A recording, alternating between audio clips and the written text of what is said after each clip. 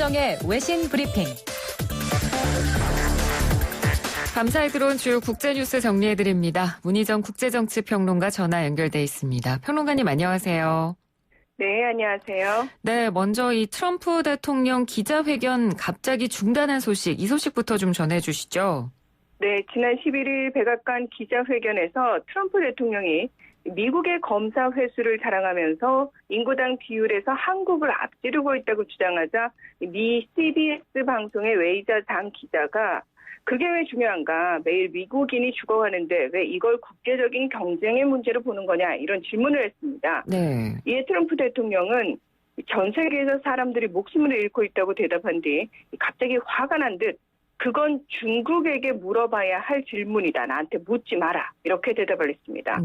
이 장 기자는 중국이라는 표현을 하면서 왜 내게 콕 집어 말을 하느냐고 반문하면서 트럼프 대통령이 자신의 인종 때문에 그런 질문을 한 것이라고 우회적으로 지적을 했고, 트럼프 대통령은 누군가를 콕 집어 말하는 게 아니다. 그런 못된 질문을 하는 누구에게도 나는 이렇게 말한다고 응수했고, 이 장 기자가 고약한 질문이 아니다. 왜 그게 중요한가? 라며 재차 질문했지만 트럼프 대통령은 답을 거부하고 다른 질문자를 지목했습니다. 네. 근데 문제는 이 지목된 기자가 CNN 기자였습니다.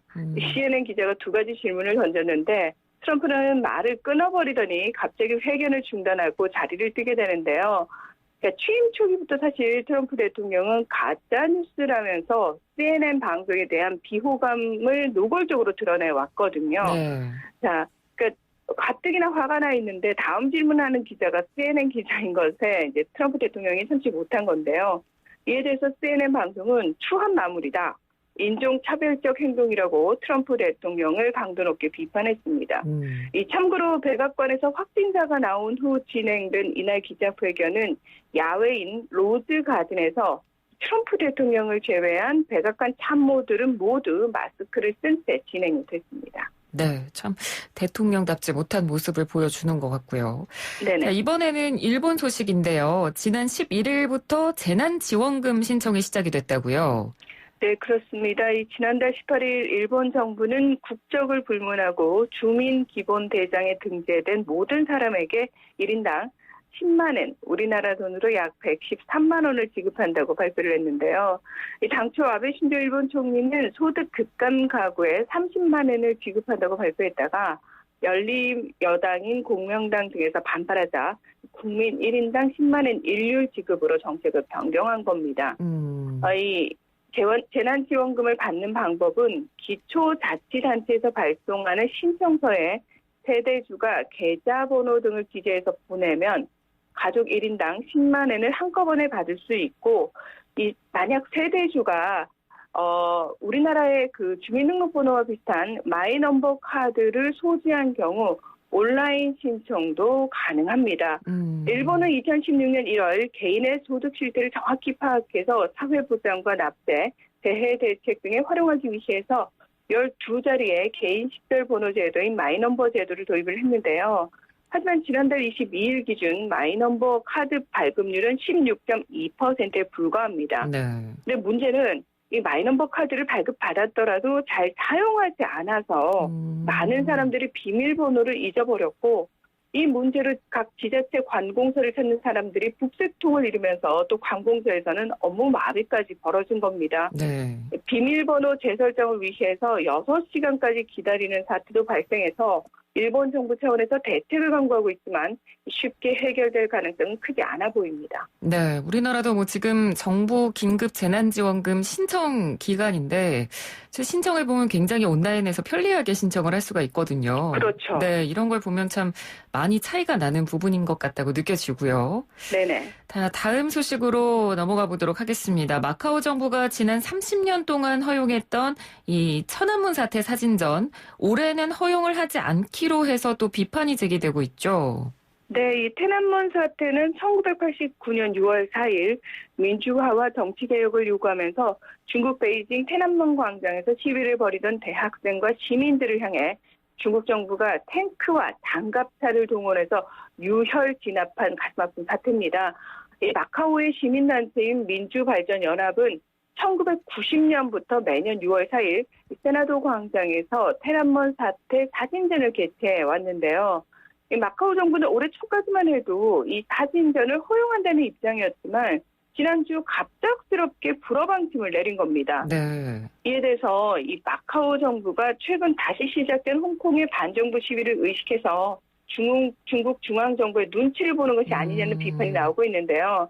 그러니까 실제로 시진핑 중국 국가주석 등 중국 지도부는 홍콩의 송환법 반대 시위 이후 홍콩과 마카오 등 특별 행정부에 대해서 감독을 강화해서 외세의 개입 등으로 혼란이 발생하지 않도록 하겠다는 뜻을 분명히 천명한 상태입니다. 네. 이 수백 년간 포르투갈의 식민지였던 마카오는 1999년 중국에 반환되면서 일국 양제가 적용되는 특별 행정구역이 됐는데요.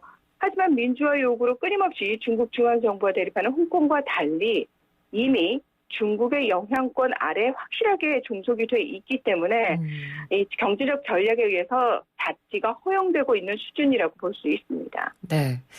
이번에는 나이지리아 소식입니다. 폐쇄 명령을 어긴 호텔이 주 당국에 의해서 철거가 됐다고요. 네, 그렇습니다. 이 나이지리아 남부의 리버스 주 당국은 지난 10일에 에데메테 호텔과 프로데스트 홈 두 곳이 코로나19 봉쇄령을 어겼다면서 임의를 철거를 해버렸습니다. 하지만 호텔 측에서는 우리는 영업을 하지 않았고 직원의 70%도 휴직 중이었다면서 억울함을 호소했는데요. 게다가 호텔 측은 공무원들이 와서 영업을 재개하게 해주겠다며 뇌물을 요구했고 영업을 하지 못해서 줄 돈이 없다고 거절했다고 폭로를 했습니다. 이 전문가들은 행정명령은 공정한 재판을 보장하는 헌법을 넘어설 수 없다면서 일방적으로 봉쇄령을 발동하고 이에 근거해서 임의로 건물을 철거한 것은 이 주지사의 권한 남용이라고 분명히 지적하고 있는데요. 이번 사건이 벌어진 리버스주의 경우 유독 엄격한 봉쇄령을 시행해서 논란이 되고 있기도 합니다. 네. 식품을 판매하는 상점들까지 폐쇄한다거나 의사와 약사 등 이 필수 인력들이 괴롭힘을 당하거나 심지어 봉쇄령 위반으로 체포되는 사례까지 발생한 것으로 밝혀졌고요. 이 주 경계에 있는 고속도로를 폐쇄하고 이 봉쇄를 위반한 사람들로부터 압수한 차량들을 경매에 붙일 계획인 것으로 알려지기도 했습니다. 네. 자, 이제 끝으로 미국의 마이크 폼페이오 국무장관이 이스라엘을 방문한다는 소식이 있는데 서한 합병에 대해서 논의할 것이라는 전망이 나오고 있죠. 네, 이스라엘 현지 언론 보도에 따르면 현지 시각으로 13일 마이크 폼페이오 미국 국무장관이 이스라엘을 방문해서 베냐민 네타냐후 이스라엘 총리와 이 청백당의 베니 간츠 대표를 만날 예정인 것으로 알려졌는데요. 네. 이제 아마도 이 자리에서 요르단강 서한 일부 지역의 합병 문제가 논의될 것으로 보인다는 겁니다. 지난달 20일 네타냐후 총리와 간츠 대표는 연립정부 합의안을 타결하고 이 네타냐후 총리가 5선 총리에 성공한 상황이죠. 근데 이 합의안에 따르면 올해 7월 1일부터 의회에서 요르단강 서안의 유대인 정착촌을 합병하는 법안을 표결에 붙일 수 있게 됐습니다. 네. 계속해서 나오는 이 요르단강 서안은 어떤 곳이냐면 이스라엘이 1967년 제3중동 전쟁을 계기로 점령한 지역인데요. 유엔을 비롯한 국제사회는 이스라엘의 공식적인 영토를 이 전쟁이 일어나기 전까지 점령하고 있던 지역으로 공식 인정하고 있기 때문에 엄연히 현재 불법 무단 점령 상태라고 할 수 있습니다. 네, 그러니까 말 그대로 이스라엘과 미국이 함께 손을 잡고 불법적인 일을 공식화시키려는 그런 움직임이다. 이렇게 볼 수도 있겠네요. 네, 정확합니다. 하지만 국제사회가 정말 이렇게 많은 비판을 함에도 불구하고 아랑곳하지 않고 이스라엘은 서안에서 팔레스타인인들을 몰아내고 유대인 정착촌을 확대하고 있는데요. 네. 그러니까 현재 이 동예루살렘을 포함한 요르단강 서안에는 팔레스타인인 약 290만 명이 살고 있고요. 또 이곳의 유대인 정착촌에는 이스라엘인 약 60만 명이 거주하고 있습니다. 앞서서 트럼프 대통령은 올해 1월에 발표한 중동 평화 구상에서 요르단강 서안의 유대인 정착촌에 대한 이스라엘 조건을 인정한다고 밝혔고요. 폼페이오 장관도 지난달 22일 요르단강 서안의 합병에 대해 말하자면 이스라엘이 최종적으로 결정할 것이라고 말하는 등 네타냐후 총리에게 힘을 실어주고 있습니다. 그러니까 만약 이번에 폼페이오 장관과 네타냐후 총리 사이에서 서안 합병에 대한 공식적인 얘기가 나오게 된다면 팔레스타인을 비롯한 아랍권과 이스라엘 사이의 긴장감은 더 고조될 수밖에 없을 겁니다. 네. 한편 팔레스타인은 지난달 22일 미국과 이스라엘이 서한 합병을 공식화한다면 이 두 나라와 맺은 모든 협정 합의를 완전히 무효로 간주할 것이라고 이미 통보한 상태입니다. 네, 알겠습니다. 오늘 소식 잘 들었습니다. 고맙습니다. 네, 고맙습니다. 네, 지금까지 문희정 국제정치평론가였습니다. 1부는 여기서 마치고요. 잠시 뒤 2부로 돌아오겠습니다.